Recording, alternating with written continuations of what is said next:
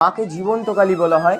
মা জীবন্ত এর প্রথম কারণই ভক্তরা মায়ের কাছে এসে কোনোদিনও খালি হাতে ফিরে যান না। আর মাকে এখানে 5 বছরের বাচ্চা মেয়ে হিসেবে পুজো করা হয়। এর পেছনে একটি বিশেষ ঘটনা আছে। মায়ের পুরোহিত মহালয়ার পুণ্যলগ্নে মায়ের জন্য বাজার করতে গেছিলেন।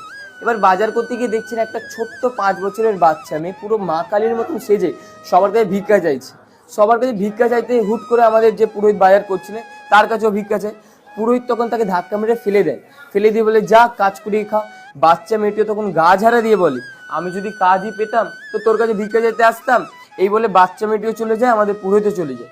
মা শ্যামসুন্দরীর প্রতিটি অমাবস্যা অন্ধকারে পুজো, মানে কোনো রকম বিদ্যুতের জিনিস জ্বলে, লাইট জ্বলে না, কেবল ঘিয়ের প্রদীপ। ওদিন মহালয়ার অমাবস্যা অন্ধকারে পুজো হচ্ছে। অন্ধকারে পুজো করতে করতে পুরোহিতের হঠাৎ মন বলছে যেন মা নেই, কিন্তু পুরোহিতের মন আবার বলছে মা তো কালো, তাই হয়তো অন্ধকারে দেখতে পাচ্ছি না। তাই পুরোহিত ঘিয়ের প্রদীপ নিয়ে মায়ের মুখের সামনে যায়, দেখে সত্যিই মা নেই। আর মায়ের নিচে নিয়ে শিব ঠাকুর, উনিও পুরো মৃত মানুষের মতন শুয়ে আছে। এই দেখে পুরোহিত থমকে যায়। থমকে আবার কিছুক্ষণ পরেই পুরোহিতের পেছন থেকে ছুম ছুম করে নুপুরের আওয়াজ হয়, আর ধাপ করে শিবের বুকের উপর একজনের ডান পা পড়ে। আর যেই বাচ্চা মেয়েটাকে ধাক্কা মারে ফেলে দিয়েছিল সেই বাচ্চা মেয়ের মুখ ওই অন্ধকার থেকে বেরিয়ে আসে। আর মা তখন মানুষের কণ্ঠে বলে দে চাল কলেতে দিবি নামায়।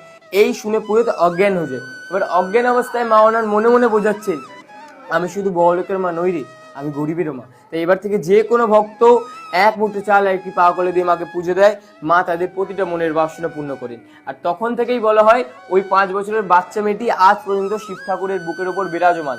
আর মাকে যখন দর্শন করবেন তখন অবশ্যই দেখবেন মায়ের বেদির নিচে 9টি বিগ্রহ আছে, নবগ্রহ বিগ্রহ।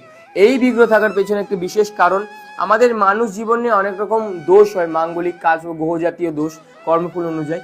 এই দোষ থেকে মুক্তি পাওয়ার জন্য মানুষ বিভিন্ন পাথর, মাদুলি, কবচ ইত্যাদি যজ্ঞ ধারণ করে, কিন্তু সবার তো সামর্থ্য হয় না এইসব করার।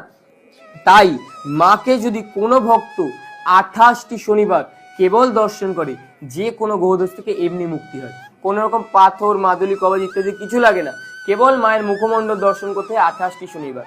তাই অবশ্যই মাকে নিজের মনের বাসনা জানাবেন, মা আপনাদের প্রত্যেকের মনের বাসনা অবশ্যই পূর্ণ করবেন। জয় মা শ্যামসুন্দরী।